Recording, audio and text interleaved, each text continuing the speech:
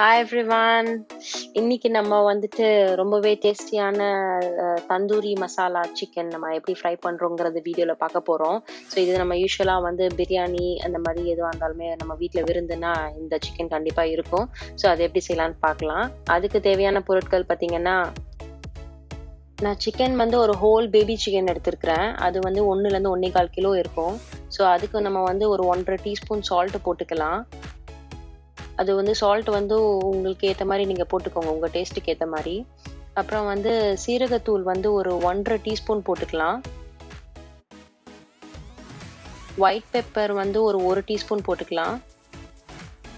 Black pepper வந்து ஒரு 1 teaspoon போட்டுக்கலாம். சில்லி பவுடர் வந்து ஒரு 1/2 டீஸ்பூன் போட்டுக்கலாம்.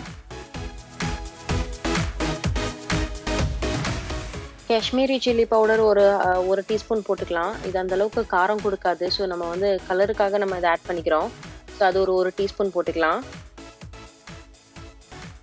அப்புறம் தந்தூரி மசாலா அப்படின்னு கடையில் கிடைக்கும். அது வந்து நம்ம ஒரு 2.5 டீஸ்பூன் போட்டுக்கலாம். ஜிஞ்சர் கார்லிக் பேஸ்ட் வந்து ஒரு 1.5 டேபிள் ஸ்பூன் போட்டுக்கலாம் நம்ம.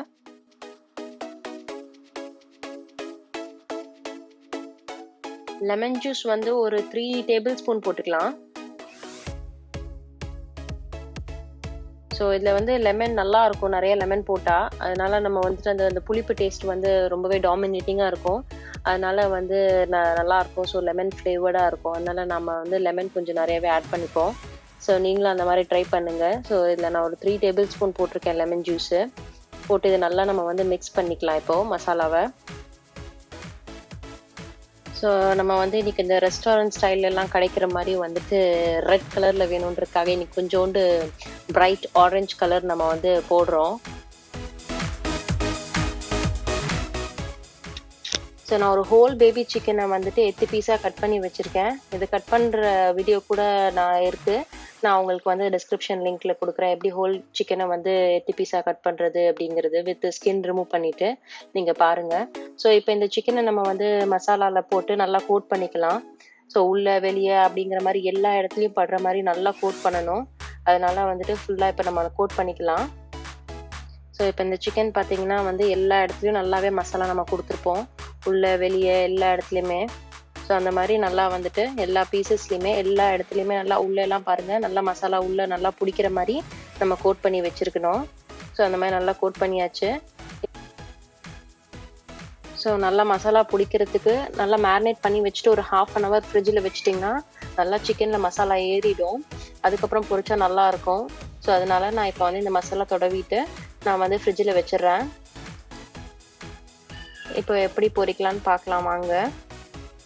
ஸோ இந்த மாதிரி ஒரு பேன் எடுத்துகிட்டு நான் வந்து ஆயில் வந்து இந்த அளவுக்கு ஊற்றிக்கிறேன். நம்ம டீப் ஃப்ரை பண்ண போகிறதில்ல. ஸோ அதனால் வந்துட்டு இந்த அளவுக்கு ஆயில் இருந்தால் போதும். மீடியம் ஃப்ளேமில் வச்சுருக்கிறேன். நான் ஆக்சுவலாக ஹை பர்னரில் வச்சுருக்கிறேன். அதனால் நான் மீடியம் ஃப்ளேமில் ஃபஸ்ட்டு வச்சுக்கிறேன். ஸோ எண்ணெயில் போடுறதுக்கு முன்னாடி எப்பயுமே மசாலாவை வந்து ஒரு கடைசியாக ஒரு பெரட்டிக்கணும். ஏன்னா வந்து நம்ம போட்டு வச்சு ஒரு 1/2 hour ஆயிடுச்சுன்னா வந்து மசாலா கீழே வந்து போய் அடங்கிரும். அதனால் வந்துட்டு போடுறதுக்கு முன்னாடி நம்ம ஒரு பெரட்டி விட்டுட்டு ஒவ்வொரு பீசஸாக எடுத்துக்கலாம். ஏன்னா பாருங்கள் கீழே மசாலாலாம் நிற்கிது. அதனால லாஸ்ட்டாக ஒரு தடவை ஒரு கோட் பண்ணிவிட்டு இப்போ நம்ம வந்து ஒவ்வொரு பீசஸாக இந்த பேனில் போட்டு நம்ம பொரிச்சுக்கலாம். ஸோ அடுப்பு நான் இப்போ வந்து ஃபுல்லாகவே கம்மி பண்ணிட்டேன்.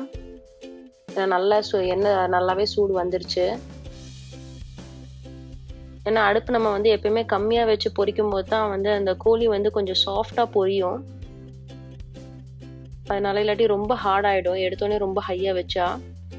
ஸோ இந்த சைடு ஒரு 5 minutes நல்லா வந்து வேகட்டும். இப்போ நான் மீடியம் ஃப்ளேமில் வச்சுருக்கேன். இப்போ நம்ம திருப்பி போட்டுக்கலாம். இந்த சைடு ஓரளவுக்கு வெந்துருச்சு. ஸோ எல்லாமே இந்த சைடும் திருப்பி போட்டுக்கலாம். நான் மறுபடியும் வந்துட்டு அடுப்பை வந்து ஃபுல்லாக லோ ஃப்ளேமில் வச்சுட்டேன். ஏன்னா வந்து எண்ணெய் ரொம்ப கொதிக்க ஆரம்பிச்சிருச்சுன்னா வந்து தீஞ்சிரும். அதனால வந்து நம்ம டெம்பரேச்சர் வந்து நம்ம கண்ட்ரோல் பண்ணிகிட்டே இருக்கணும்.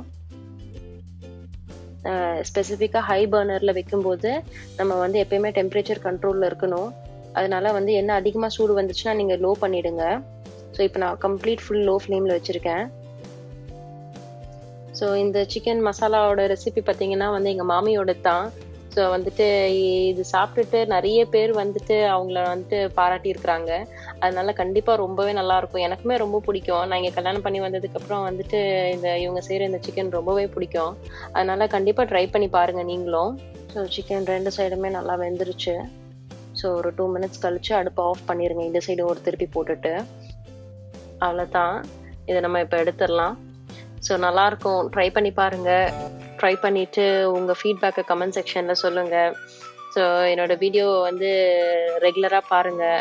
அதுக்கு வந்து நீங்கள் அந்த நோட்டிஃபிகேஷன் பெல் பட்டனை வந்து ப்ரெஸ் பண்ணியிருக்கணும். அதனால கண்டிப்பாக ப்ரெஸ் பண்ணிடுங்க. உங்கள் ஃப்ரெண்ட்ஸு ஃபேமிலி எல்லாத்துக்குமே ஷேர் பண்ணுங்கள். அப்படியே மறக்காமல் ஒரு லைக்கும் போட்டுருங்க. Thank you so much. உங்களை நான் நெக்ஸ்ட் வீடியோவில் பார்க்குறேன். பாய்.